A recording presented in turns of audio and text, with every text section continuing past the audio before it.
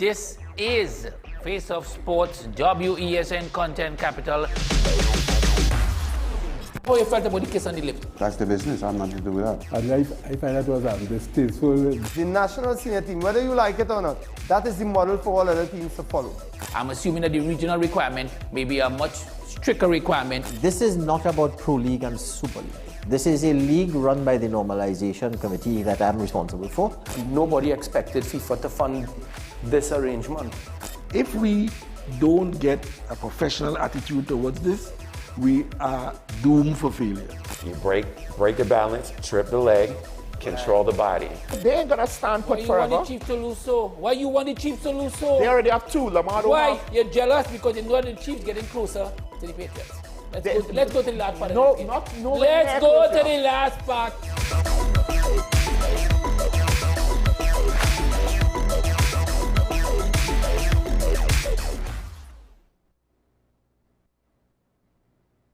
Our award-winning show is back, and this season promises to be even more exciting than before.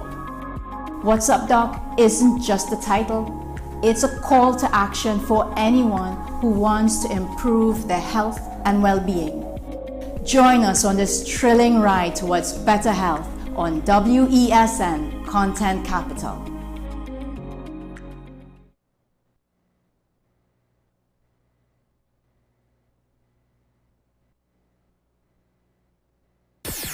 WESN.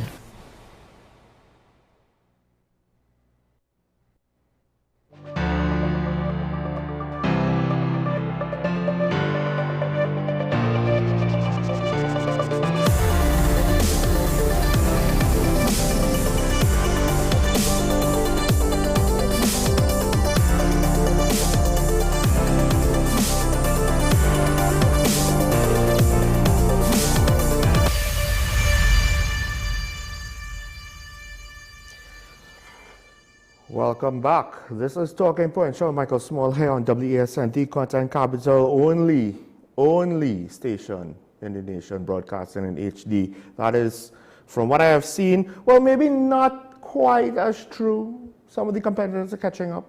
However, at the end of the day, they still don't look as good as us, baby. Now, a couple things to get through this morning before we welcome our TTPS Media Ambassador, Christopher Arun.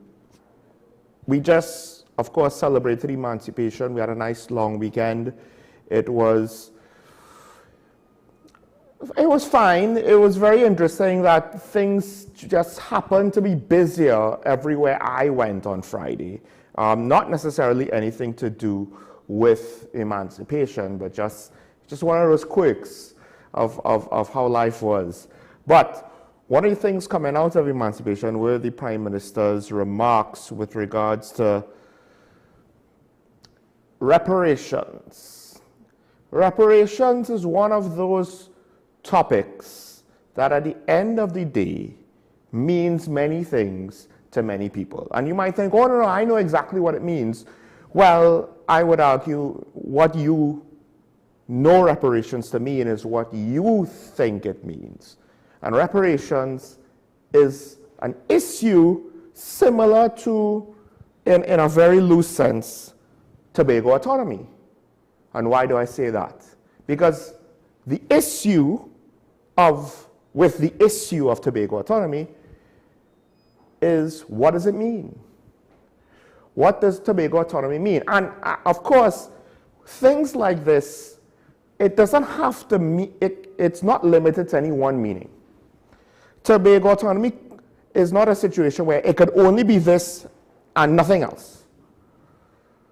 Because Tobago autonomy is in part defined by whatever it is decided that it will be. Part of the question is, who should decide what Tobago autonomy is? Should central government decide? Should Tobago decide and then tell central government? Should it be negotiated? Should it be dictated? And then, of course, it's the details. Who, what, when, where, how. The money, the resources, movement between the islands, the borders, rights to water, fisheries, etc., etc., etc. Airspace, control with regards to the airports, legislative control and authority, police jurisdiction. There's a whole host. Legal jurisdictions for various civil and criminal and national documents. There's a whole host of minor details to be settled with Tobago autonomy. And one of the issues with the issue of Tobago autonomy is no one has really put forward what their vision is to say this is what they're championing. They're just championing the ideal of Tobago autonomy. Now, if it's something like equality, we're championing equality. Now, yes, to some extent, equality still needs to be defined. What does it mean? Because right now, in the period between 2016 and 2025, there were some people who were putting forward segregation as their vision of equality. Whereas in the civil rights movements in the United States of the past, ending segregation was their vision of equality. So now we get to reparations. And I would just like to know, the Prime Minister said, let me get the quote. The Prime Minister said that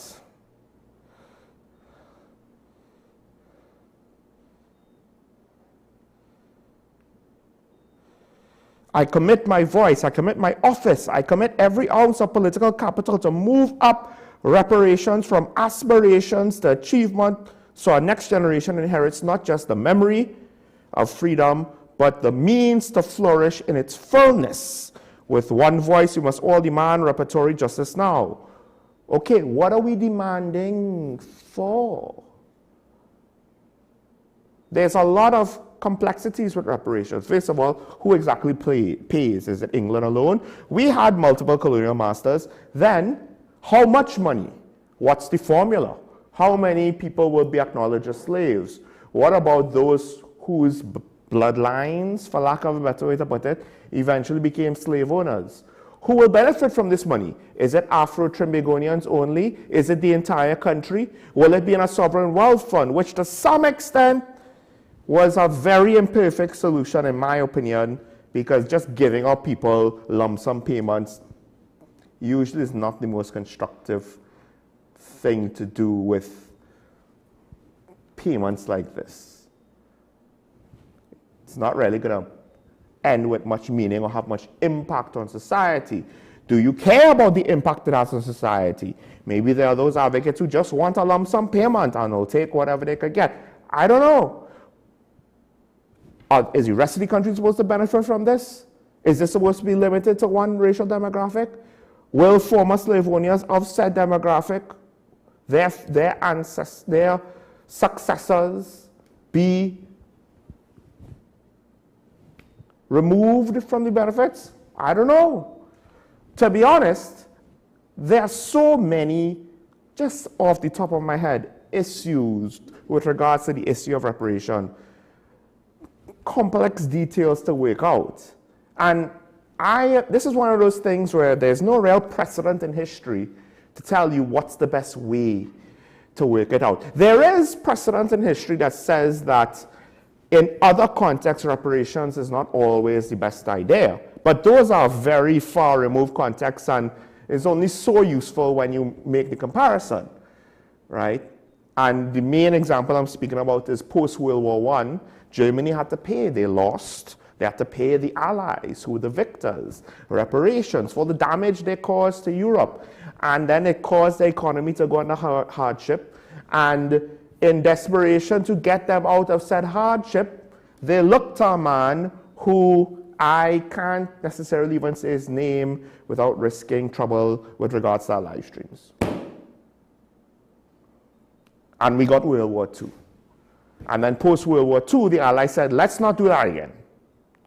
But of course, that's a very different situation. Except that's also a situation that was directly correlated. They did the issue, we could deal with them now for now. one of the complexities of reparations is it happened so long ago. So it's not really the people who did the thing that are paying. Because if you want to say, well, yes, it is the same people because it's the same country, well, you potentially start a very, very, very interesting precedent, both for international relations, but also potentially with regards to how it might impact even domestic laws.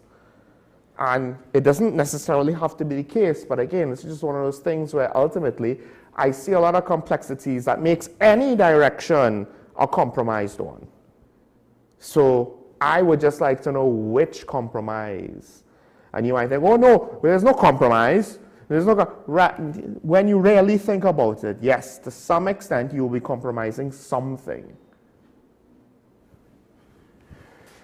So the question is, how exactly do you want to do it? And then the question is, well, whose version are we going to go with? Because a lot of people probably have their own versions of what they would like to see.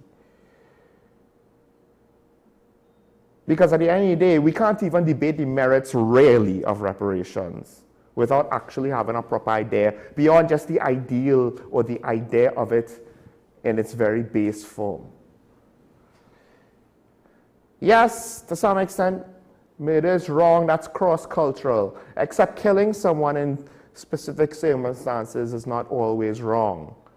And we have worked out and massaged our legal systems with regards to those things throughout decades. But now we're trying to take a complex issue and sum it up in one lifetime, as opposed to however long it took to compile English common law. So I would just like to know, what do you mean when you say that you're going to make reparations an achievement instead of an aspiration? Because what you're speaking of is still in the form of an aspiration. A lack of details makes it merely an aspiration. In order to achieve it, you need details. Exactly what are you going to do? Who is going to do it? Where will it be done? When will it be done? Generally speaking, we don't necessarily need the why, but we do need the how.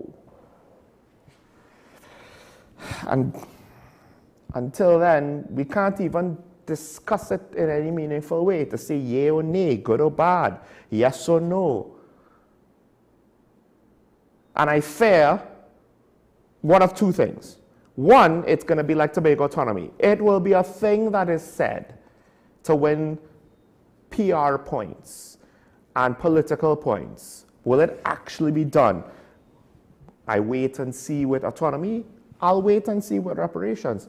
The other thing is, who benefits from this fund? And I do wonder if the Prime Minister is looking to see that Trinidad and Tobago benefits, but in what form? A form that will be controlled by the government? It'll be interesting to see exactly how it moves forward, if it moves forward. I'll wait and see. Meanwhile, it's never a nice thing to have to acknowledge the death of a colleague. I had a friend pass away just a couple of weeks ago. He's only a few years older than me. It's one of those things that you take for granted. They'll be there whenever you want to, hit them up, and then they're not. And it's hard to emotionally adjust to that. Now, an independent senator, Durup Timal, passed away at the young age of 68. I say young because modern life has given us a different expectation, far different from maybe, 3 generations ago. There was a time in history when people died in their 30s. That was the life expectancy. And now we could hope to see so much more of life, for better or worse.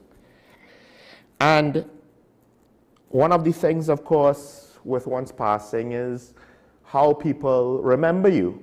And unfortunately, how Mr. Timal has been remembered, has been at least the latest, has been in the form of a political back and forth. Now, Independent Senator Anthony Vieira included a narrative on the criticisms against the independent bench when giving his thoughts on the former independent senator. And he included that, and he brought in politics in what otherwise should be a non-political situation. This prompted the PRO of the United National Congress to respond and to point out, right, it is with deep dismay that the UNC notes the tasteless, offensive, and self-serving statement issued by Senator Anthony Vieira in what should have been a solemn tribute to a departed colleague. I mean, at the end of the day, yes, bringing up the attacks on the independent bench,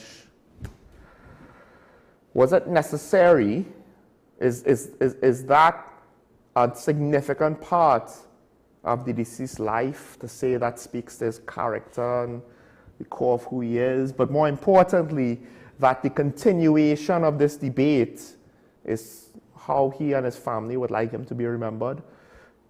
Generally speaking, the default position is I don't think so.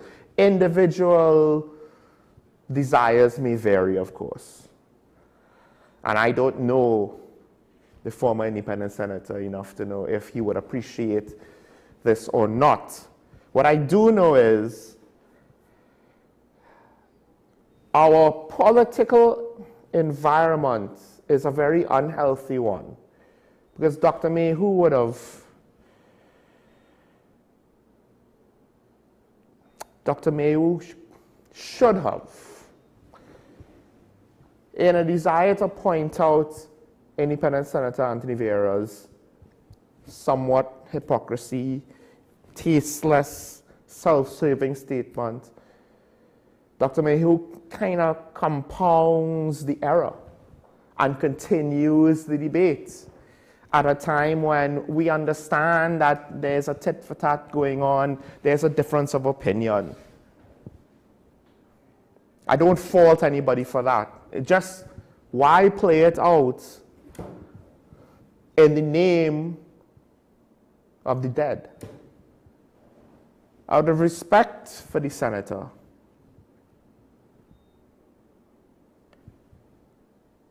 Dr. Mayhew should have basically refrained from commenting, and he could have indirectly acknowledged the situation by saying, well, I will refrain from answering Senator Vieira at this time out of respect for the deceased. I myself am saying this knowing the irony that to some extent I am continuing the situation, but I guess what is different for me is I don't really care about the fight, and I'm not looking to necessarily win a debate. I get it, Dr. Mayhew, to some extent he's on principle right to disagree with the situation. I don't think it's the best thing for Senator Vieira to do what he did, but to some extent this goes beyond politics now, and it's not really for me to judge anymore. Leave that to the family of the deceased to judge. If we want to make of what we will individually, in our opinion, that's fine. Well, let's do so quietly.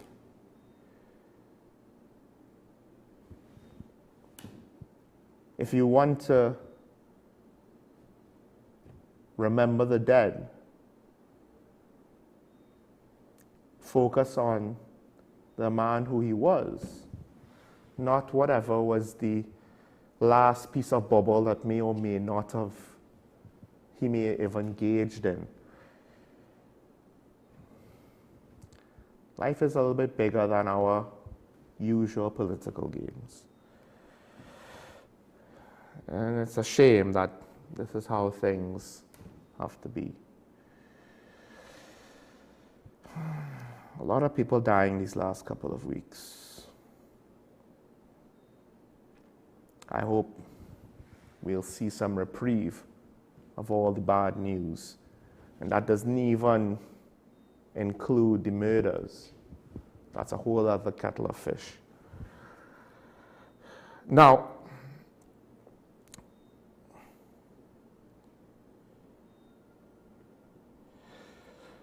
let's take a break. I won't bother going into any more political quick hits today.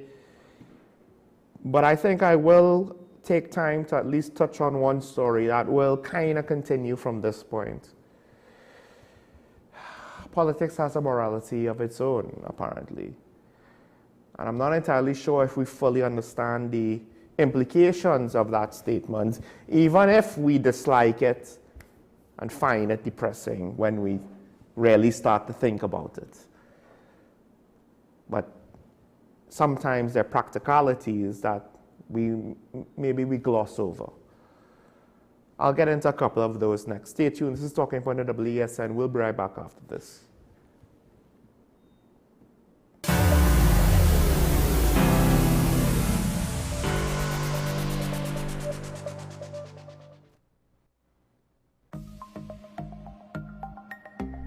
Knowing how to tell authentic is as easy as 1, 2, 3.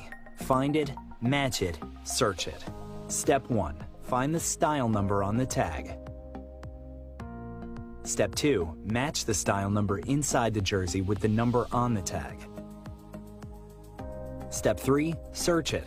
A quick Google search of the style number will verify the jersey is authentic when the search results match the jersey being searched. Don't be fooled by counterfeit jerseys. Before you buy, remember to find it, match it, search it. Fan Zone, 2 locations nationwide. Center City Mall, Chaguanas and Movietown, Port of Spain. Nationwide delivery available.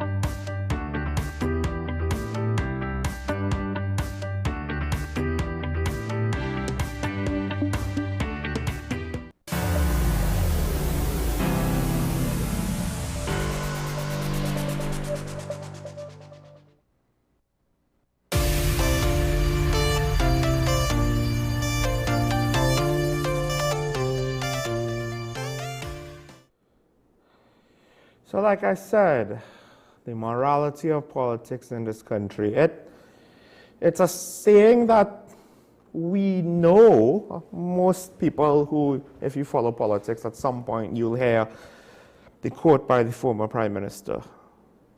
To some extent, or is it an international quote? I can't remember, apologies. But one of the things that I find very interesting is, despite the fact that politicians in TNT tend to be very combative, right? Now, I can't necessarily speak directly with regards to how things were back in the time of Eric Williams and back in the time of Robinson. Yes, I'm sure you all will give me your direct experiences, but I was not alive at certain points, or I was far too young. But I would imagine, to some extent, things might be more combative than, at least in some ways, than before. And you see this around the world, not just here in TNT. And despite that, think about it. How many corruption cases have successfully been prosecuted, despite the fact that corruption and bad intentions are thrown about willy-nilly. Now, to some extent, there's stuff coming out in the United States about the Russiagate scandal and if it was completely made up or whatever. But notice, to some extent, you don't see Democrats and Republicans just throwing out corruption like, you know, like they're Oprah. And yet nothing happens. To some extent, they try, they do investigations, they report on it. It's not always successful. And they limit their political discourse a lot of the time, not always, to just how the other side governs and what the other side wants to do when they govern. But for us, everybody else is a crook and a thief. And yet, despite the antagonism between political factions, there doesn't seem to be any consequence. And hence, why you see limited accountability. Because stuff happens, and a politician will say, look at what the other side did, and we're just supposed to accept it. We don't always get much evidence, and we don't see any resolution to whatever it is the other side did. Now, Minister of Public Utilities Barry Padarath is now saying that WASA has adverted a potential $35 million annual file for non-compliance at the Betham wastewater treatment plant. And this is one hell of a thing. It's finally, I guess you could say, some official acknowledgement that whatever problems is going on there in Betham is more than just a leak. Oh my gosh, they sprung a leak. And what, you didn't fix that leak for 2 years or however long it is? The people have been complaining about sewage tanks, which is probably longer than that. In fact, Minister Padarath could go on to say that this situation is the result of neglected maintenance between 2015 to 2025. I wish we would get more than just a statement or words to that effect. Is there a paper trail? Is there not a paper trail? If there is not, why is there not? More often than not, there is not a paper trail. In part because since we don't actually do things properly, we don't always cross our T's and dot our I's, or dot our T's and cross our I's, or anything with regards to ensuring proper paperwork and procedure. There are times when we don't do it, or it conveniently gets burnt in a fire. I don't know if there's documentation to say exactly what happened with regards to the maintenance of this plant between 2015 and 2035. We just have political accusations. Claims are made. And again, in such an antagonistic situation where both sides makes claim and counterclaims every week on what the PNM did or what the UNC did, what the UNC did or what the PNM did. And do we ever see a resolution? Because now, of course, the former Minister of Public Utilities, he is looking to redirect the thing, saying, I recognize the challenge it poses to residents of Betham. Sorry, that's Minister Padarath. No, the former CEO is, the former minister, sorry. His thing is, where are you going to get the money to do this maintenance? And I'm not entirely, he said there had been repair works conducted on ruptured sewer lines, but this isn't necessarily speak to ruptured sewer line. This is because of the wastewater treatment plant not being maintained properly and requiring $175 million in refurbishments. Now, it is a pertinent question coming from the former Public Utilities Minister, Marvin Gonzalez. Where's WASA going to get this money? Because let's not forget, Minister Tanku said refunds. And the Prime Minister said, well, he had to find that money to give out refunds. And to be fair, it's a PNM budget. It's the previous administration's budget they're working under. I would imagine the money for this new treatment will come from the upcoming budget, right? It's just a couple of months away, basically.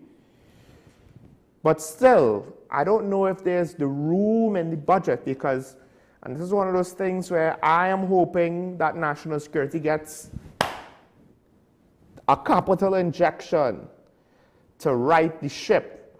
However, I have also gone in record to speak about this situation as it's come up. I don't live in Beetham. I don't know how bad it is on a day-to-day business. Of course, we drive past the Beetham, and at times you smell the smell. And then you have to consider, oh wait, there are people living there. So this is not something that we could just kind of hold off on. Like, oh my gosh, there's a pothole. It's not necessarily a big pothole. There's a couple of small potholes in Cascade. We could hold off on that. Not everybody will like that, especially if it becomes big potholes. If there's little small undulations in the pitch, well then maybe we could hold off on that and do something more pressing. But I would argue that this is pressing. And then, of course, the question is how many pressing situations is the government facing? And where will the maintenance of this treatment plant be on the pecking order for the Beetham wastewater situation? Right? I mean, it has been pointed, and again, a lack of accountability. Former Minister Gonzalez pointed to what he described as a massive Beetham wastewater scandal under a former UNC administration, alleging that $1 billion earmarked for the project, I believe, for renovating the Beetham plant, I could be wrong, was lost in corruption. Yeah, that would have been nice if you said that, I don't know, before you lost. And maybe if you have paperwork. So, you know, one side is saying, hey, they didn't maintain the plan. The other side is saying, hey, they mismanaged and potentially maybe skimmed significant, if not the entire amount of $1 billion over potentially the same plant or other water projects. Here's the point. Does anyone actually think anything will come out of these claims? Basically, one party saying, this is why everything is bad, them. And the other party saying, no, it's bad because of them. So right now, a minister and former ministers pointing fingers at each other. And listen, that in of itself is not necessarily a big deal to be annoyed or upset about. It's the fact that this happens all the time. And what comes of it? Nothing. Nothing. And yet, we are supposed to believe them. Well, who am I supposed to believe in this specific situation? What's the point? Now, there's another part of this. Now, this goes into the whole URP situation, where it said billions has been spent on URP by both parties over the last 15 years, 5.6 billion. Here's the kicker. Under the partnership's 5 years, $2.6 billion was spent. $512 million annually on average. Whereas the 10 years of the PNM administration were 2016 to 2024. So that's about 8 years, basically.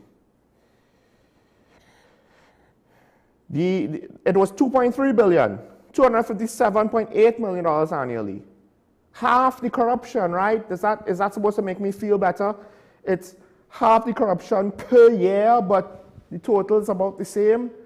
Well, the explanation for that probably is the fact that when the PNM won the election back in 2016, 2015, whenever it was, and they came into office, they had less money to play with than the UNC. So they had to be more responsible. But the point is,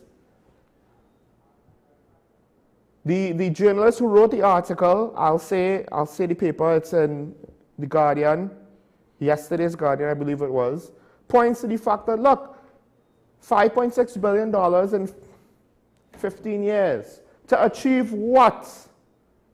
Because it's supposed to provide short-term employment, but it seems like it was providing long-term employment. And then, was it supposed to provide some people with skills in order so that they could move on? I don't know.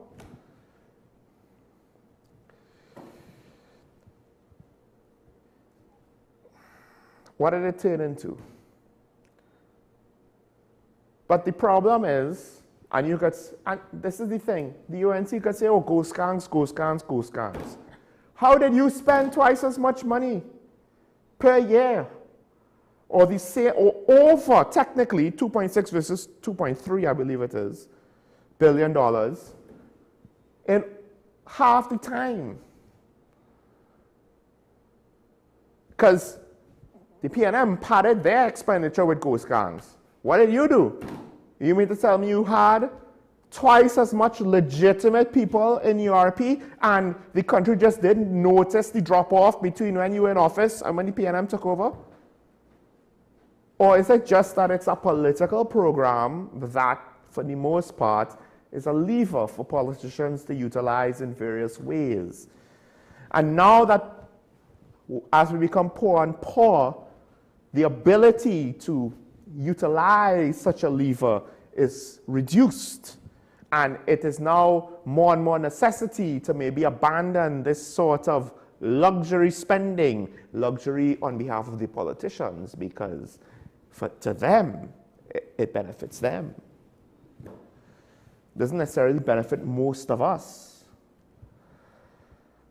So now you have to justify the about face, except the problem is, let he who is without sin cast the first stone. I'll bet money we'll stand around waiting forever when it comes to politics. And again, so what's going to happen with URP? So the UNC is going to point fingers at the PNM is going to point fingers back at the UNC, and nothing will come of it. Or we might stop spending the money here in disingenuous, unethical ways. Probably going to start somewhere else. Maybe start small and grow larger. But hey, when the time is right, we'll find other projects that will allow us to throw money around, or that will allow us to accept kickbacks on contracts or what have you. But you know what? And to some extent, the PNM had to do some hard choices. They reduced the fuel subsidy. They restructured Petrotrin. Maybe they shouldn't have closed down the refinery. To what extent was that petty politics? We might never know. But they made some hard choices. And to some extent, I wouldn't necessarily say that they were stunning and brave for it, because they were choices that they probably had to make. And then you could argue they didn't make enough. And now, to some extent, will the UNC err on the side of not doing enough? Or err on the side of doing too much? I don't know. This is a complex thing to speak about. But the point is, rather than trying to lead the country to say, hey, and at least with some things, the PNM was willing to not just blame the UNC. But notice, especially later on in their time, they tried to justify what the partnership did, which is weird. You know, we're 8 years in. Now you want to bring up what the partnership did. You should have done that year 1, but you didn't do it year 1. But you want to do it in year 8. All right, whatever. To some extent now, is this the main modus operandi for the current administration? We'll just blame everything on the PNM? As opposed, because the problem is blaming everything on the PNM, it's easier. But at some point, you're going to run into hypocrisy, or you're just going to be so far removed to the administration that the excuse is no longer pertinent or relevant. And you're going to have to stand on your own merits of what you do or don't do. That's something that the previous administration didn't understand. And you're going to have to lead the country without someone to blame, because it's easy to blame someone else for everyone's problems. Hey, Germans, blame those Jews and those non-white people and the mentally handicapped and the gays. Blame everybody but yourselves. It's easier for society to swallow that pill. Don't blame yourself. Blame everybody else. We could all be happier that way. Don't you want to be happy? But at some point, you will run out of the capacity to blame other people for your own issues. And then we will have a government, as we have usually have had, that doesn't always know how to lead in these troubled times if there's no one they could blame for it and absolve themselves from any guilt, because they know that they can't cast the first stone. And also, to some extent, they're not really proficient in that, in explaining difficult choices and complex issues and trying to lead people to accept hard decisions based on the harsh reality that we find ourselves in. Are they ready for that? I thought maybe they were. Maybe some of them are. There have been moments of genius, glimpses of brilliance. But usually it's surrounded by very ordinary failings. COVID is one example. Moments of brilliance surrounded by many ordinary failings. Very ordinary human deficiencies. And now we have economic challenges that are compounded. Energy prices, foreign trade imbalance, tariffs, global inflation. But this is the funny thing. A lot of our economic problems are external shocks. And it's almost like if the inability to really understand the complexities of what's going on, we can't even see our politicians really do a good job of blaming each other over that. It's like they really don't know what they're doing. They can't even do their cheap trick well. They're not even proficient in their lazy blame game saga.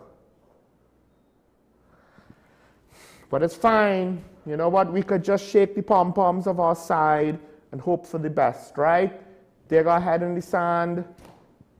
If we can't see the bad things happening, then obviously it doesn't exist. Let's just shelve the issue, you know, and avoid having the hard discussions, because if my team isn't winning, I don't want to watch Sports Center. It's just a hell of a way to run a country as if you're like how you are as a sports fan. But that generally seems to be what our political support by our voting population is like. There are more sports fans in the sport of our politics that actually concerned citizens engage in the democratic process in what should be one of the shining beacons on a hill democracies in the 21st century. We could have been great. I used to live in heaven, but now I just live in a place that many doubt might not be real.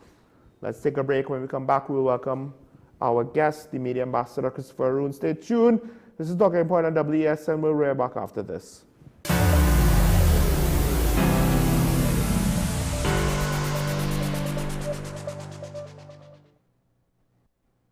Low energy?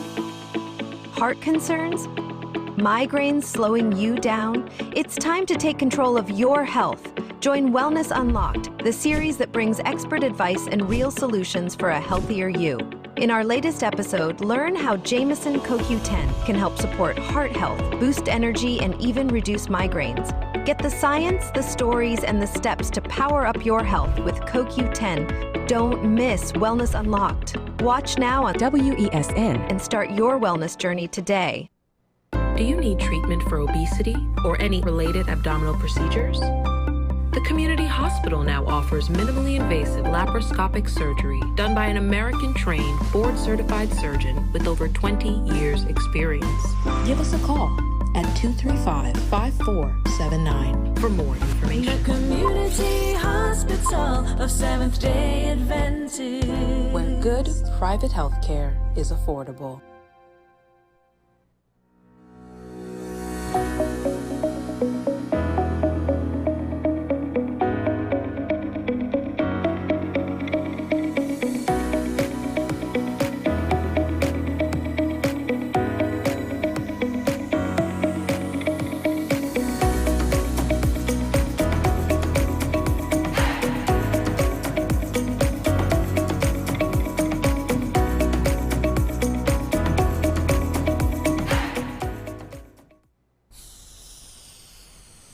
If these walls could talk, they'd cry uncle. They didn't plan to become offices or yoga studios. But they've stood by us, even when we got a little stir-crazy. For that, they deserve some thanks. They deserve Benjamin Moore.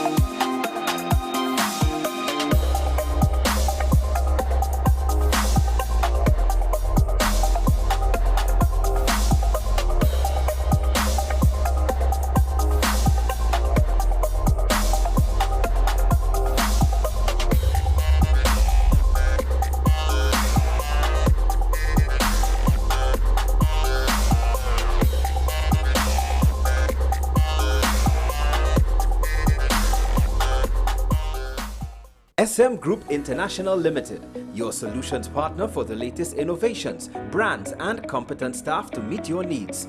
We provide products and services in the following divisions: executive services, event rental and services, power and heavy equipment, construction and property management, food and beverage, aggregate and sales and distribution. Check out more on our products and services at www.smgrouptt.com. Contact us at 221-7445 or email at info@smgrouptt.com. We are SM Group International, your solutions partner. The best birthday gifts are at dbesttoys.com. Shop for the best brands you love at the best prices, like VTech, Leapfrog, Fisher Price, Play-Doh, Hot Wheels, Barbie, Cocomelon, LOL, Baby Alive, Crayola. Visit us in-store at Forces Flagship MacBean. Shop online now at dbesttoys.com. Order via call or WhatsApp at 32DBEST to order. And remember, we have the best toys at the best prices. Our award-winning show is back, and this season promises to be even more exciting than before. What's Up, Doc isn't just a title. It's a call to action for anyone who wants to improve their health and well-being. Join us on this thrilling ride towards better health on WESN Content Capital. Pastor J, I want to get a tattoo. You really respond to me. Respond to me how you would respond to me. The first question I'll ask is why?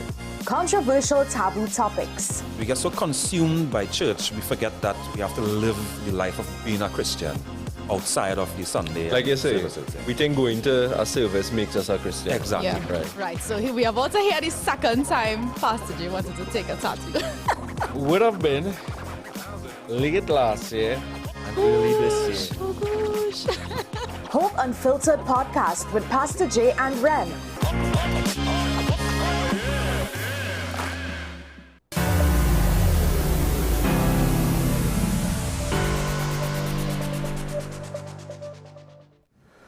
And we're back here and talking about the WSND Content Capital Show. Michael Small. It's not necessarily a high energy morning.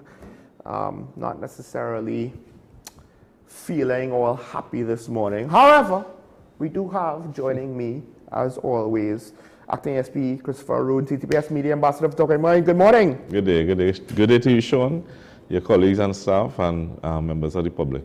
Now, the topic you came to me is vigilante justice, Yeah. a topic that is all the more controversial, both with regards to the the sentiment of the public has with crime and wanting to do something about it, and then the charged issue of the stand your ground laws and FULs, availability, and all of that jazz. Right. Now, I do know with regards to vigilante justice, this is one of my concerns, in part because it seems as though there is some desire to see whoever wants a gun that is reasonably qualifies to defend themselves will get a gun. We haven't necessarily heard any other political statements from the administration with regards to the situation with like pepper spray and non-lethal items, which are still potentially harmful, not always necessarily lethal. But more importantly, the agenda is to set up a new legislation for people to defend themselves. And I am concerned with regards to it might go too far. And I do remember you brought this topic. We didn't speak about it beforehand, but I believe it was last week there was a situation where a man was essentially beaten by a mob or attacked by a mob. So, right? And it seems as though he was no longer posing an imminent threat. Correct, yeah. And they continue to use maybe not lethal violence, but justice, violence. Yeah, yes. violence, yeah. So you know, the commissioner wanted to speak to persons in the public about the use of force that they are entitled to use. So, you know, the police work with the use of force policy, and they use as much reasonable force as necessary to subdue assailants and perpetrators and subdue criminal elements to necessitate and bring the person into a position of arrest and whatnot. The thing is, it works both ways in terms of for the police and for citizens. So there's something called the citizens arrest. So under Chapter 1004, the Criminal Law Act, persons in society are given the powers of police officers where they can arrest without warrant anybody found committing an arrestable offense. So you have where they may have committed arrestable offense, in the process of committing an arrestable offense, or would have committed an arrestable offense. For example, murder, rape, robbery, larceny, and whatnot. The Larceny Act speaks to servant-master relationships, where if you have, let me say, a grocery or you have a business and you have a servant, the terms used in the Act is master-servant, or you have an agent that is hired by you to protect the compound. That person under the Larceny Act can utilize their powers for even a minor offense as a simple larceny, as opposed to an arrestable offense of a more serious larceny. So persons in society are generally given powers of arrest when it comes to these type of offenses. But in carrying out the arrest, you have to minimize as much as possible the amount of force you use. And the thing is, although we might speak on how much force is needed or necessary, only the court can judge if you would have used enough force in self-defense. So the self-defense is determined by the court and not by members of the public or the police service. Because usually, this is the phrase that is bandied about on these topics, left, right, and center. Yeah.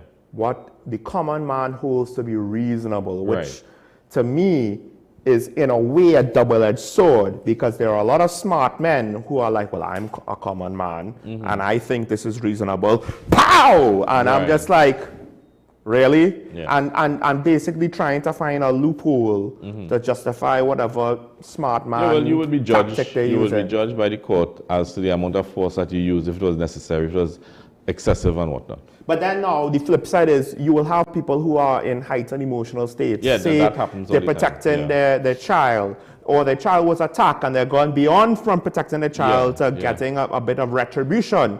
And or could be the child, could be their spouse, whatever, brother, sister, parent, things like that, where it's not necessarily something that they would do or they think is reasonable all the time. But then now, you know how it is, once some people feel victimized or attacked, they feel justified, you know, reciprocating, to firing back, lashing back, you know, eye for an eye mentality. And I mean, to some extent, I don't know why we might still have that in our culture, but I suspect that it's still a part of our culture. It's just human nature. I remember going on a report of rape, and it wasn't a rape at the time we thought it was. We were just responding to a report of somebody being beaten, and upon arriving at the scene. It was a village in a remote area, and the villagers had actually caught the suspects and beaten them very badly. And to avoid even further confrontation, we actually had to take the suspects out of the situation for their own safety. So we had to leave. The police actually had to retreat and convey these guys for medical attention.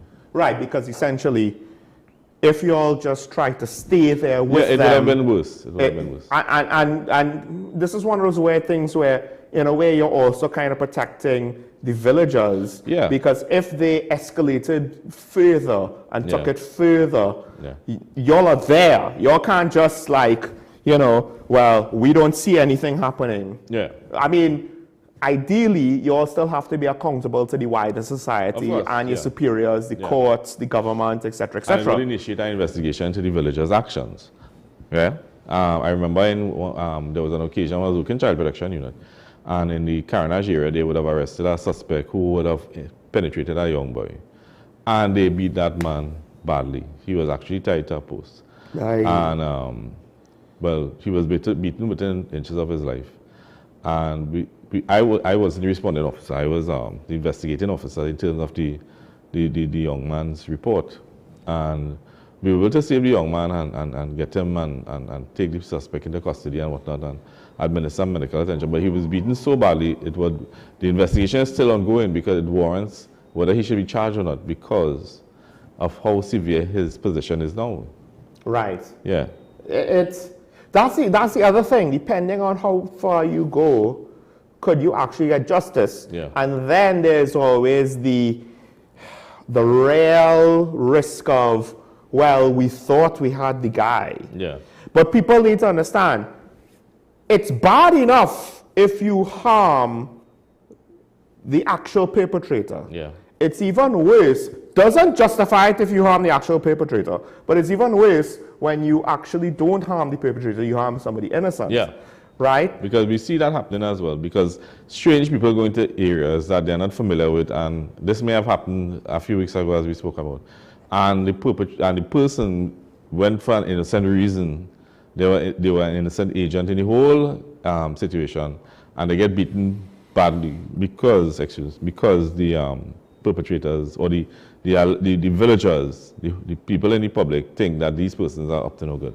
So you want to make sure that the person that you're arresting for some arrestable offense, as I said, some serious crime, murder, robbery, larceny, whatever, it's a serious crime. You have the power to do so, and that you use as much reasonable force as necessary. And is there any risk that, okay, we're going to take this guy because we think he did whatever, right? And you go too far, you're overzealous. Yeah, you'll be charged. Not just that, but can that also potentially harm the investigation? Of course, yeah. Into what he did? Yeah. Like, as much as we try to say justice is blind and what have you, to some extent, you could always appeal emotionally to a jury, appeal to a judge. Yeah. Like, did you see what they did to my client? He was so mistreated, da da da da da. And then, of course, potentially the vigilante side of it could corrupt whatever crime scene you have, corrupt whatever information you have, potentially even corrupt witness testimonies. And evidence and whatnot on the crime scene and whatnot. So because you might have a crime scene, you might have rounds on the ground, you might have ammunition on the ground, you might have blood on the ground, and you trample over the crime scene just to do more than arrest the suspect, and then it affects the evidence that we need to collect. One thing we would see also is that even when police make arrests, lawful arrests, and whether you deem it lawful or not, and the police make an arrest, you have villagers and you have people, members of the society coming out to defend the perpetrator, whoever is being arrested. Yeah. And the thing is, when somebody's arrested and these situations happen, there are investigations conducted. So whether you, as members of the public, arrest somebody or not, there is a simultaneous investigation being conducted. A parallel investigation. So it shouldn't affect the what they call it, the integrity of that case. Right. So if it is that you are being arrested for one thing and the villagers are susceptible to being investigated with something else arising out of arresting you, it should be a parallel investigation. So the police would investigate both incidents and administer charges accordingly. And this is the thing that people need to understand. It's always tricky to use force. It's always tricky. Because even police officers in the field have to be very careful. If police use force against members of the public, Yeah. generally speaking, that's going to be looked into. Yeah. So then now, civilians who end up doing the same, whether it's beaten badly, Yeah. shot, or light assault, I'm just using that as a made-up term, right? Yeah. Don't feel a how if you have to be investigated now, because this would have happened if a police did it, right? Much less a And civilian. What you see too is that, and one thing I want members of the public to understand is that when you're susceptible to being arrested, especially by the police, and the police are using reasonable force isn't one-on-one. One perpetrator against one police officer. Right. Because one police officer could subdue somebody. They could use as much force as necessary, lock the person neck, bring them down, and whatnot, and damage them even further. Yes. So what police officers would try to do, you'll see like 3 or 4 police officers use their hands, to subdue the suspect, as opposed, so you'd see maybe 3 or 4 police officers trying to hold on somebody to arrest them, and put their hands behind the back and hold on the foot because they're kicking or become violent.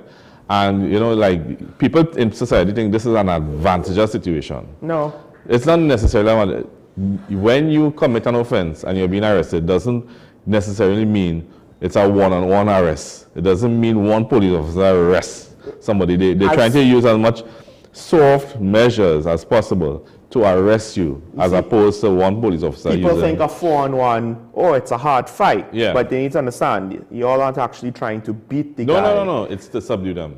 Rather, you all are literally just trying to hold him down, right? And people should, to some extent, understand if you want to hold somebody down without hurting them, more people is easier, less people is riskier, right?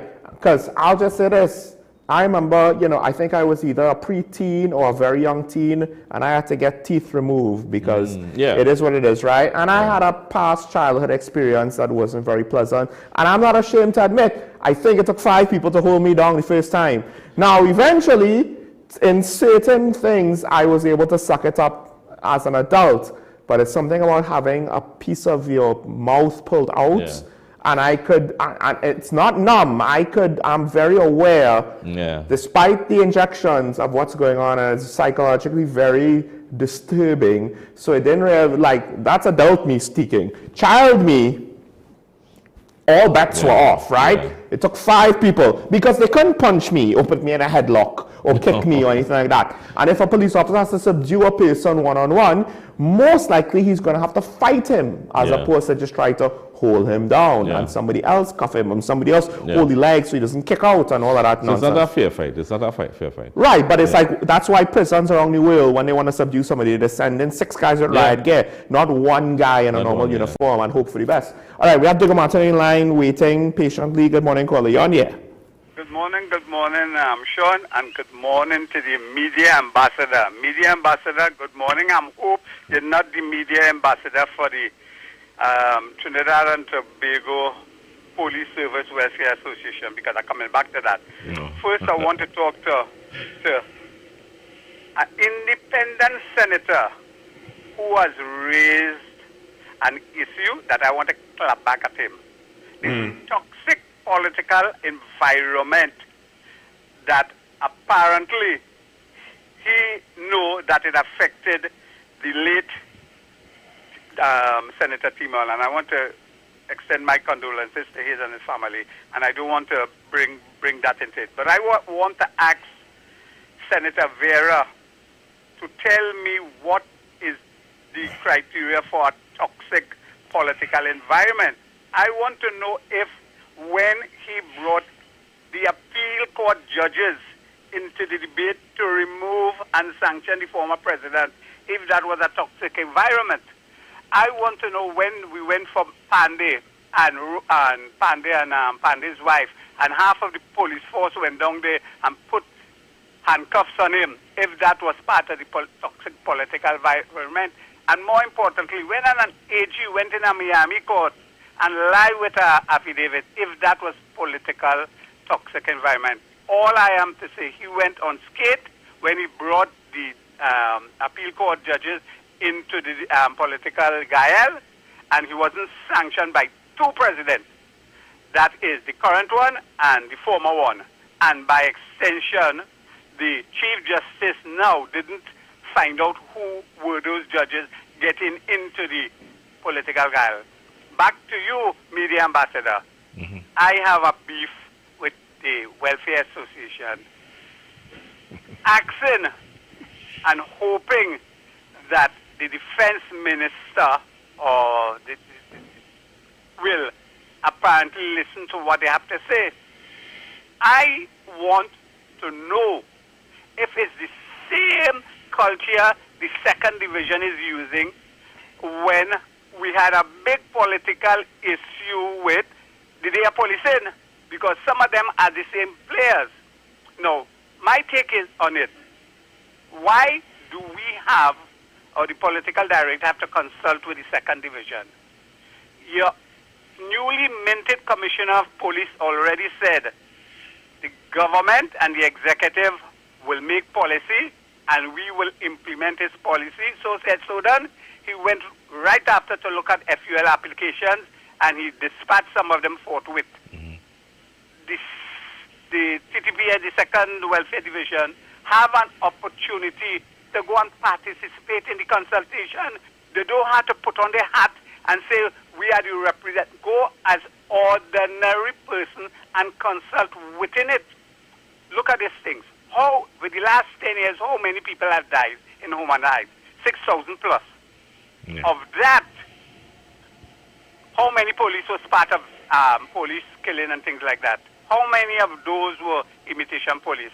What I'm getting at was the 2nd Division looking after the welfare and mitigating the chances of police being killed on the duty thing. Why haven't they been vociferous? If you go to a house with to do a search, why don't they push for their wearing body cameras? If they push for body cameras, it is a done deal. We will basically get most of the evidence as to what happened. Why they're shying about that? And I find it strange that they continue to pontificate these things and they're not doing what they expect to do. Protect and serve with pride. So I am not batting for them. I batting against them because if I have people coming in front of me and I know it's about 15 or 20 imitation police that were all over the place within the last 5 years and none of them have been arrested, then I have to look after myself. I have to say, hey, all you're showing me all your badge, all you're doing the things that I want you all to do. And more importantly, this is striking. Recently, COP Erla took back all certain apparatus that police was wearing. And people would have noticed there was a dip in the frequency of imitation police. Let's be honest, that is there out there now. What that tells us, if you take back all those apparatus, all this gear that police had in the lockers and things like that, and there is a drop, it tends to tell you there might be a nexus between real police and imitation police. They intertwine. I'll go and have a nice morning. Well, I'll just say this. Correlation is not always causation. The drop could be because the TTPS was looking into the situation. Criminals may have felt that they are less free to do such a thing, right? Also, I don't know to what extent we could say the rate has anything to do with what the police did or not, to be honest. It could just be that they thought, hey, the heat on this type of attack is too high. Let's hold off on it. I don't know. Or maybe it was just a thing where nobody looked to do it at that time.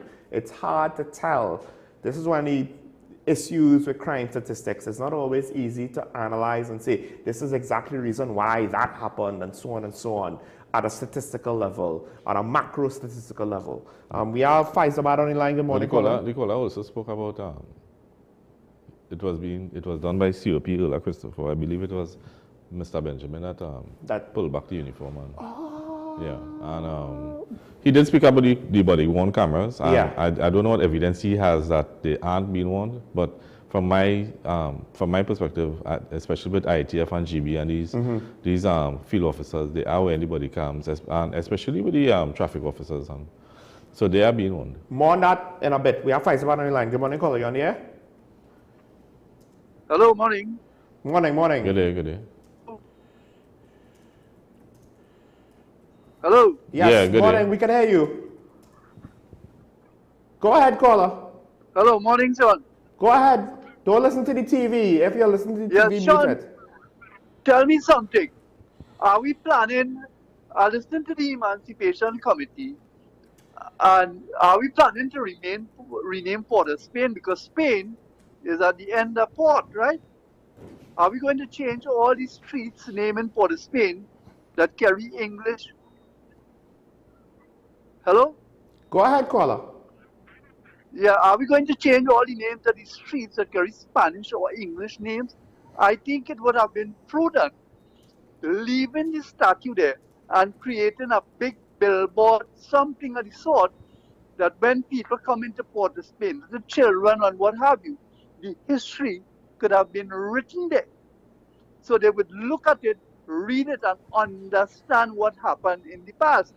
But with the absence of that, people are not the wiser, Sean. I might have to go Barbados, or my child might have to go Barbados to learn about Christopher Columbus. Yes? Yeah. So I don't know. The Emancipation Support Committee is supposed to be thinking about doing things like what the Mahasabha would have been doing, empowering the people, doing things for the community. Not breaking down statues and looking to rename streets. Do something that the population can benefit from. I've never seen them done anything that the population would have benefited from tangibly, as opposed to all the other cultures. Thank you very much, my brother. Thank you, caller. I think, well, we have another call. I think it's Sandra Grandi. I'll take the call first. Speaking about that, it's very controversial and complicated, more than what people think. But we'll take the call first. Caller, good morning. You on here? Yeah, morning, Mr. Media Ambassador. Good day, good day. I used to make a comment with regard to use of force policy. Now, a lot of talk has been, and police officers in particular have been told, you know, you have to be guided by a use of force policy. Yeah. Nothing wrong with that. But the recent discussion on the stand your ground legislation has brought into greater focus the use of force policy, particularly with the residents as such who are affected. Yeah. I wonder if we are not grabbing at the shadow and not watching at the substance. Shouldn't we be concentrating more on a use of force policy for the bandits? Shouldn't we be concerned about the use of force policy for the home invader? Because when they go in, we are often told that, you know, he didn't go in to kill. He didn't go to do that. So why do we not lay some emphasis, if it has to, it might be sarcastic in terms of my remark, but there is a greater need to educate the bandits, use of force policy. When a man decides to choose a pattern of life, whether it's against the police officer or against the average citizen, what we are seeking to do, we are telling our people, we must be guided by this, guided by that. Yeah. Well, but you chose to trespass, let us say trespass in the first instance, because there was an actual need on your part, as you saw fit, that you need to satisfy your need, because this man has something that I don't have, so let me, instead of working for it, let me go and relieve him of it. Right. And But when are we you- go in, his daughter, his wife, or whoever it is, passes in the process. Right, but the use of force I was speaking about was in relation to arrest and subduing. No, but what I'm saying, we're talking about the general use of force policy, and we have now brought in the question of standard ground legislation. But the use of force policy as a principle should apply to the bandits as well as to the residents. Right, so... Because too often the police officer is made to account. I'm not saying that they have not made errors or made mistakes, but too often they are the ones who always show me use of force policy, particularly with the PCA and that use of force policy, everything. Well, But one final point. I wonder if the police themselves are not the enemies of themselves. Because it appears there is one law for certain parts of the country and another law for the other part.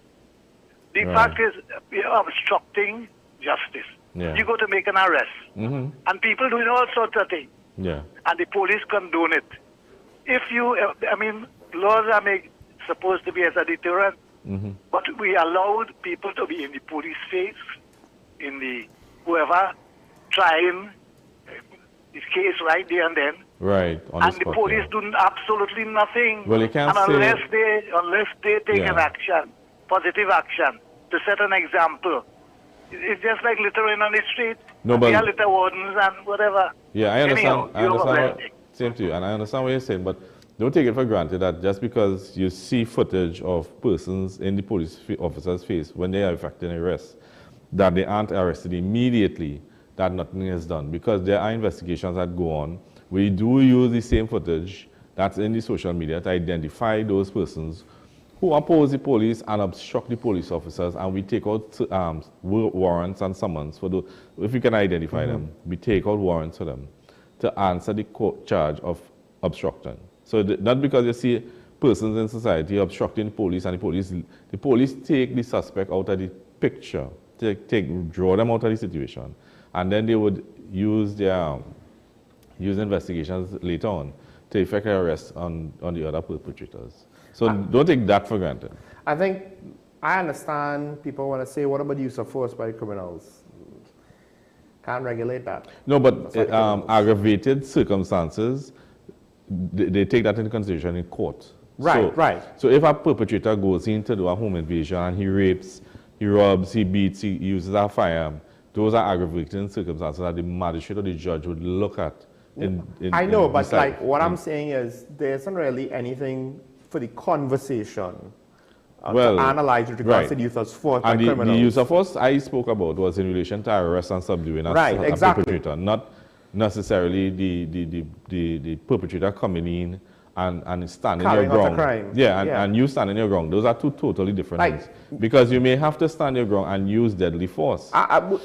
We may be, the sarcasm may have gone over my head, but at the end of the day, there's no criminal use of force policy because they don't follow any sort of policy. No, I understand what you're saying, but there's no way for the police to really interact with perpetrators and educate them on their use of force. So any thought of why are we hung up on police or civilian use of force? It's because, well, that's what the topic is. And that's what we could speak about. And that's what we could speak We about. can speak some criminals are professional and non-violent unless absolutely necessary, and some are reckless and violent willy-nilly. And then when you look at the firearm being used, the commissioner might issue a firearm like a pistol to a civilian or citizen, whereas a perpetrator might come in with an automatic firearm and whatnot. So there's... We have Arim on the line. Caller, are you with us? Good morning. You're on the air. Morning, Sean. Morning. Morning, dear guys. Good day. Sean, I delivered you first. Yeah.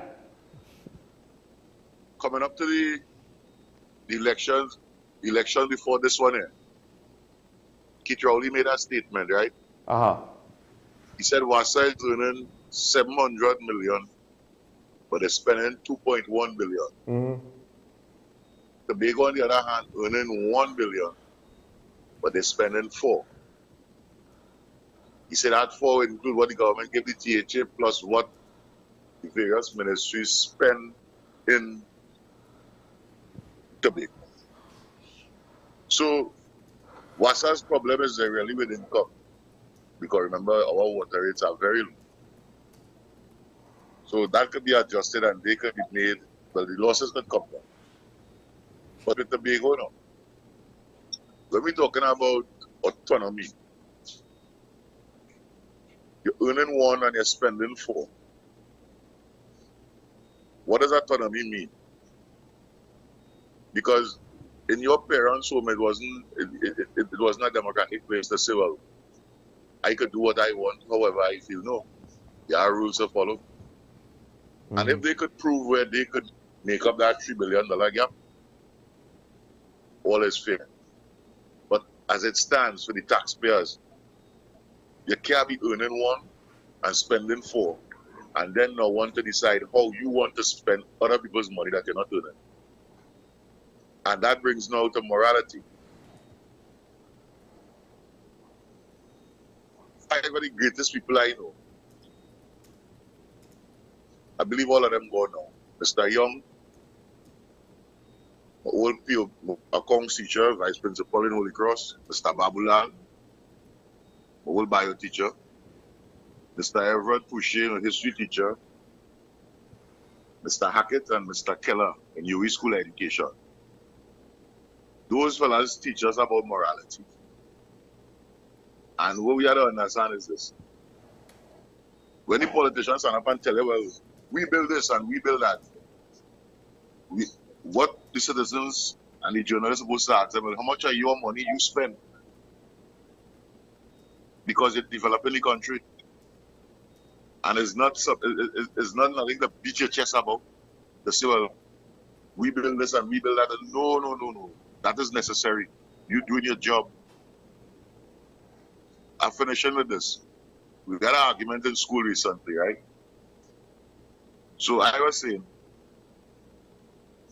if when a child does well, a parent can stand up and beat the chest, why is it when they do bad, they can't take blame? Thank you. Have a nice morning. Thank you. Good show as usual. Thank you. I'll say this. The saying is, when a child does right, you praise the child, and when a child does wrong, you blame the parent. That's the saying, right? And there's some truth to that. The parent is supposed to prepare the child to not do the wrong thing.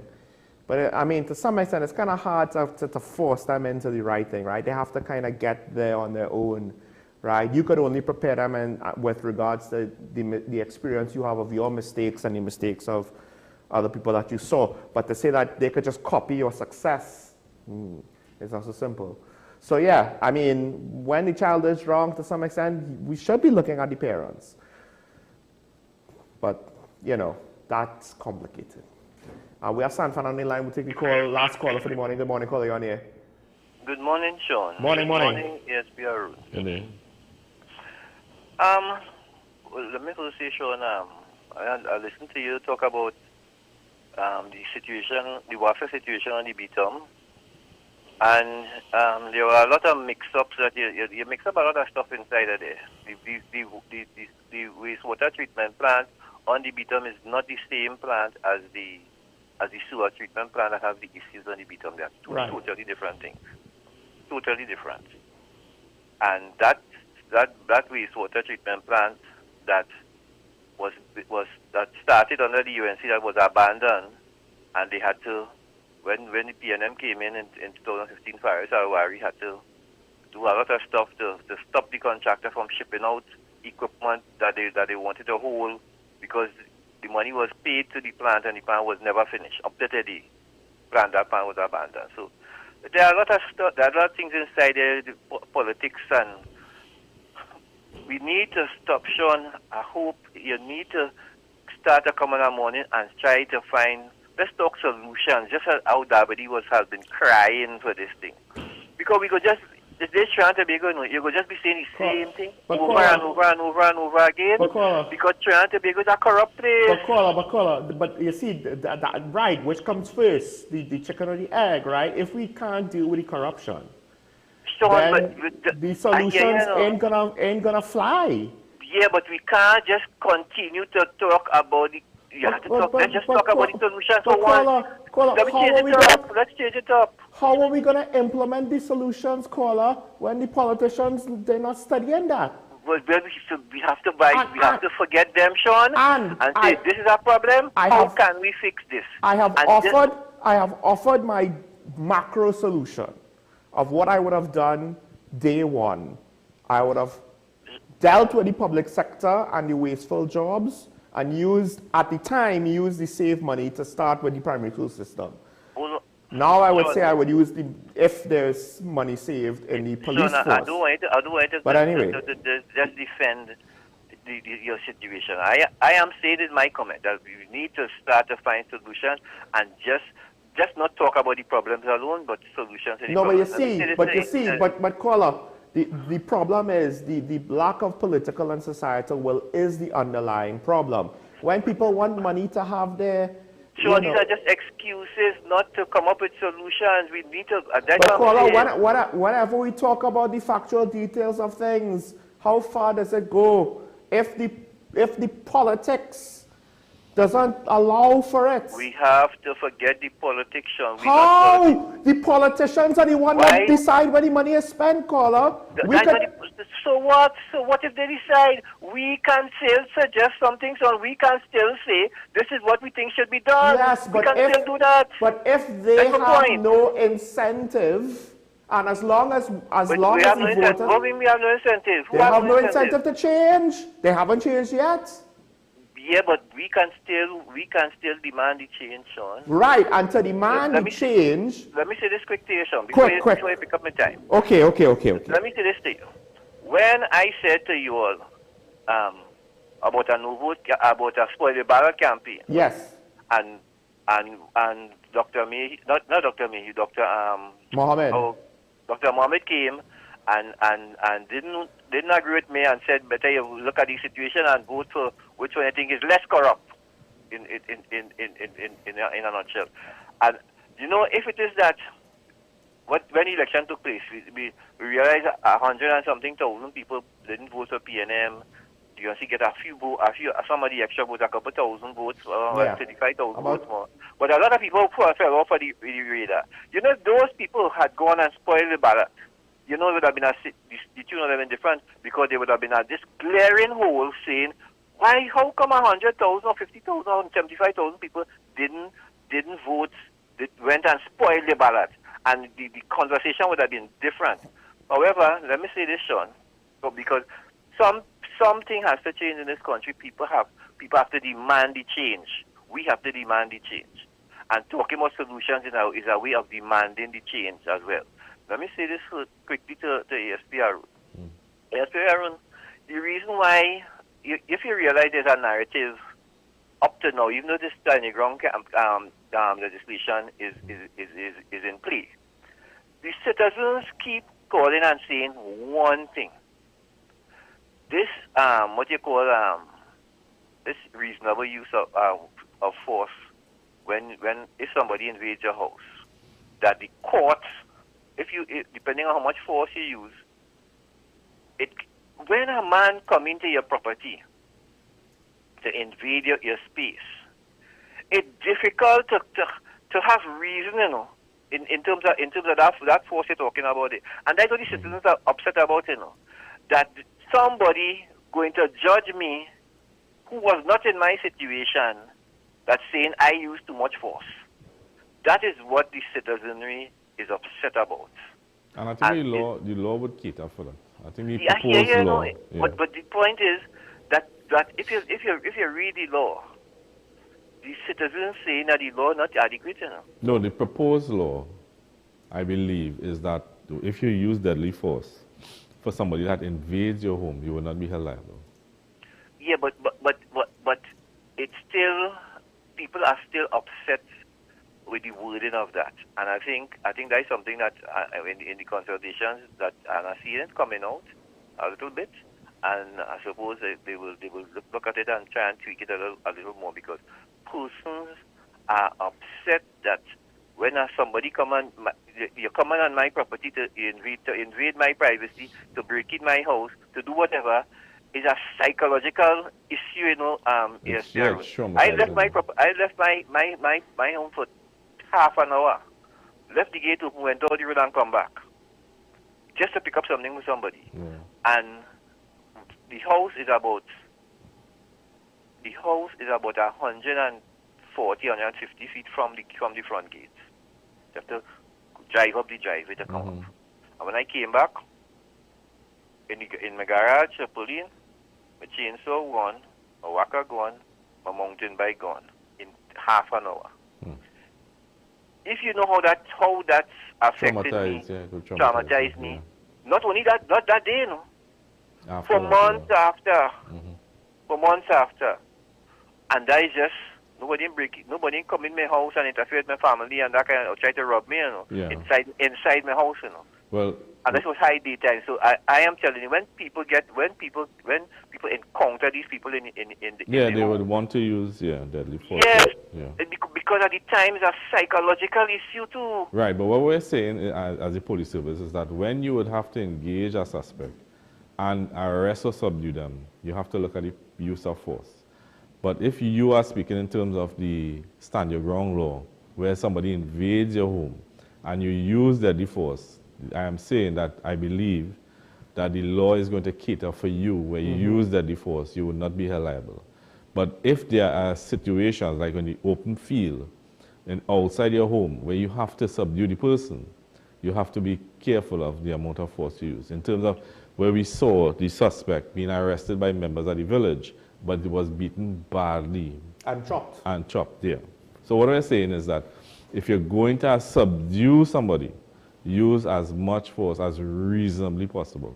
If you're going to use deadly force, as in terms of the stand your ground law, you may not be held culpable because the proposed bill is that you not be held culpable. Well, then I hope at the beginning of the bill, they say, what is explain when at the beginning of these bills they have a term. Well, no. I think what is reasonable force, and then what they refer to as deadly force. Because they need to be specific when they're talking about this. Because, as I said, this is an emotional, psychological issue when people encounter these. Yeah, and once I believe the spirit of the bill is that once somebody invades your home and you use deadly force, you will not be held culpable. Yeah, and one other thing before I go short, what I think what needs to happen in this bill too. There was a caller, Sean, a while ago that spoke to Karen when Karen was talking about this Tanya Grong thing before it was proposed, and she didn't agree with it. And there was a caller that called and spoke about, and I haven't heard anybody talk about it. He talked about an open gate, closed gate policy. Right. And that is I was surprised that nobody picked this up, because on that point that caller makes, I went and did some research on that, and there are laws in different jurisdictions that speak to that policy, open gate, closed gate policy. Even if your gate open, that doesn't give you the right to trespass into my gate is open, those type of things. But so I would hope that when I get my turn in the consultation as well, I'm going to bring up some of these things. Paula, one thing I would like to also find out when you go to the consultation is that there's a difference between stand your ground law and your home is your castle law, because the bill seems to sound like a castle law. Your home is a castle law. Yeah, which is as opposed to the Florida stand your ground. Right, because the stand your ground law proposed it really addresses violence even on the streets, as opposed to just your home. So those things need to be clarified. Yes, I totally agree with you, because from what I have seen. So thanks for reminding me about that. Yes, Garon. Have a good week. Yeah. Thank you. I guess we can take it for granted. I don't think it's up for debate that if the gate is open, it's a free-for-all. I haven't looked into it myself. Yeah. I'm assuming that's what it's about. How jurisdictions will look at if the... I don't know if it'll be for a house. It could be for certain other trespass scenarios. Yeah. If the gate is locked, if the gate is open, what have you. Because I guess that's another thing, right? Not a lot of people, this is not necessarily going to be the forefront of people's minds. But you have to understand, precedents will apply in situations unintended. So we talk about home is your castle. What about my land? What about my land in the country? What about the field that I have fenced off? But maybe the fence is broken. Are you going to know that it is a privately owned fence? Do I have a right to shoot you if you trespass on my acre of land? And some of the laws 20 acres? Some of the laws that would be affected is the ability to carry a firearm. Now, the Trinidad law caters for you to carry a concealed weapon, whether or not you use it. Right. So, but in some states in the U.S., you have your home is your castle law, as opposed to stand your ground, where you are only entitled to have this weapon in your home. And if somebody invades your home, you can kill them. Now, imagine... As opposed to, and you are not allowed to conceal that weapon outside of the home. Imagine in the country, I have a relatively large estate, I have a fence, the fence looks broken down, doesn't look like much of a fence. Doesn't look like that's private land, right? But it's my castle, right? So what if I shoot first and ask questions later to some children who, well, I was concerned that the neighborhood kids were maybe doing the wrong thing, and a teenager, it could be 18, right? An adult, technically, or 17, near an adult. Yeah. Right? But what if they were just trying to take a shortcut to go to the beach? Well, maybe they were trying to steal a mango and somebody died because, they came into your property. Right, they were trying to steal a mango, and I feared for my life. And this is the problem. Because of the way I'm going off of what the Minister of National Defense said. The Minister of National Defense gave a very absolute statement. Now, I guess there's some room for you to be potentially arrested if you do something totally egregious. I don't think it's a carte blanche. Well, once you put a toe over the line, I'm going to shoot you, and there's nothing that anybody could do about it. I don't think it's that bad. But the way how we spoke, it kind of gave you a very clear-cut green light, go, do it, shoot, I rather you shoot the person and not end up dead. But what about the situations where technically you don't know that it's so, but technically your life is never at risk. You're just afraid, and you're going to meet your fear with deadly force, not a deadly situation with deadly force. It's one of those things where, yes, I understand, caller, you're very right to say it's not easy to know, to have your wits about you in situations like that, because no amount of training will prepare you for the actual moment when, you have actual skin in the game. That is to say, your life may or may not be on the line. Well, also, if I could quickly highlight one thing. Yeah. Over the weekend, we, senior police officers, we have duties over the holidays and whatnot. So I had to, of course, visit the South Traffic Highway Patrol Branch, which is in DB. So Saturday night, around midnight, we did visits. And midnight? Yeah. So while some people in Tobago relaxing, some of us are working. I was not in Tobago over the weekend. I was relaxing in my house. So, I just like to say midnight, to a point that I will not bring up again that I made last week, that the ASP knows about, that I called them on Saturday for. But anyway. So I'd like to compliment the officers there, because one officer in particular, Sanka, he issued about 1,400 tickets in the first 6-7 months of the year. Okay. Right. So on a Saturday, 1,400. No. So I was told by the officers, and he must be complimented, especially the Highway and Traffic Patrol Branch of the entire country, because we have North, we have South, we have Tobago, and they seem to be doing a very good job. They also wear the body cameras, and one of the things that they highlighted to me is that most of the tickets were for tint and for inspection. So most of the tickets were for that he issued, the 1,400 he issued. Right. On that day, the Saturday morning, before I reached, he would have arrested 3 persons. 2 for driving under the influence of alcohol and 1 for driving without a driver's permit. And I want to remind persons, as one of the persons who was arrested for driving under the influence was a teacher, a female teacher.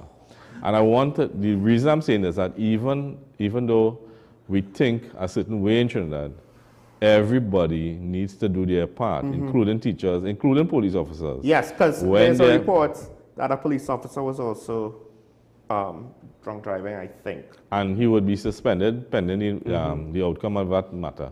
But what I'm saying is that we have people in society of all levels drinking and driving. And coincidentally, when I'm coming back up the road, because I'm based in North Trinidad. My office is based in North Trinidad. So when me and my driver was coming back up the road, around Gasperillo, there was actually, rain had just fallen. Right. And there was a major accident on the southbound. So I'm heading north, thankfully, and there was like fire trucks and ambulance and police vehicles and whatnot responding to like a forecast smash up. Thankfully, because when I looked into it, there was no serious injury and whatnot. But it goes to show you, people need to be careful on the road. 1, with their drinking, and 2, when the road conditions become less controllable, like with wet roads and whatnot. So I just wanted to highlight that quickly. I just want to say, if police and other people of that kind of vocational job, like teachers, are caught up in drinking and driving, to me it's not about, oh my gosh, look, the police, look, teachers. No, it's about the fact that our culture allows for this, and it's more than just saying, don't drink and drive in 25, right? A callback. But rather, there's something about a society that we need to make a decision as a society, right? Okay, we need to wrap a couple things. Body cameras are being worn, but we just don't actually see the results. So that's why I think the public kind of still has their doubts. Tobago is spending more than it earns. I think to some extent that's why the smart people with regards to Tobago autonomy are not asking for independence, because they know at some point or the other, even if they get natural gas resources, it's not going to last forever, and then who's going to foot that bill? Right? And the last thing I want to say is, Mr. Stefano, you kind of maybe prove my point in the sense that look how many people didn't spoil the ballot. They did not actively do anything. They just kind of ignored the election, right? The apathy of voters allows politicians, gives them the room to do whatever they want. I have suggested more drones or the use of drones as an alternative to help with certain crime-fighting measures with DPS, an alternative to helicopters, and even an alternative to, the camera systems, right? CCTV. CCTV, because it'll be potentially cheaper, not necessarily all-encompassing. I have also suggested looking at the Finland educational model, and Karen and I suggested the German educational model. So we do offer solutions, but ironically, what I was speaking about was not actually the situation in Wassa, but rather the fact that the political parties were just pointing the fingers at each other. And to point out the fact that nothing comes from it. And if we really want to change that, and we need to change that, I know this from second-hand experience of people trying to change the system from within. It's not going to work if the people at the top will continue doing their dues. We could talk about solutions, but 100,000 voters are going to stay home.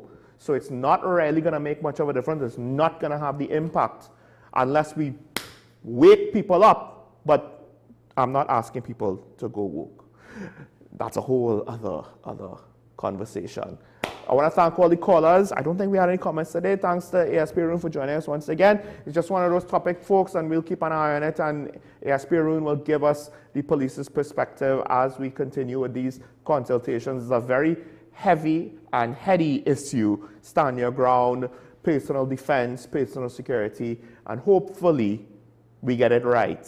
Because this is one of those things where if we get it wrong, the consequences could be dire. With that said, stay safe. Remember your allegiance to the Republic and to each other, this Twin Island Republic, folks. And while we all live here, let's try and get along. Thus, it's always nice to be nice, even when we disagree, so that we could see each other tomorrow. Bye-bye.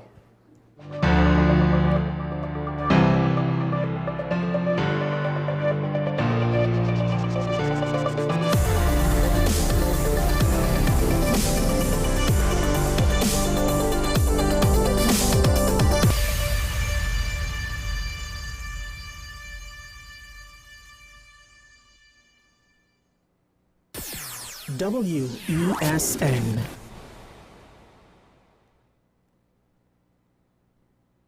My name is Dr. Stephen Carroll, the CEO at Community Hospital of Seventh-day Adventist, and we are committed to making good private healthcare affordable. For all your medical needs, including dental, radiology, laparoscopy, behavioral and mental health, along with many other services, contact us for more information at 235-54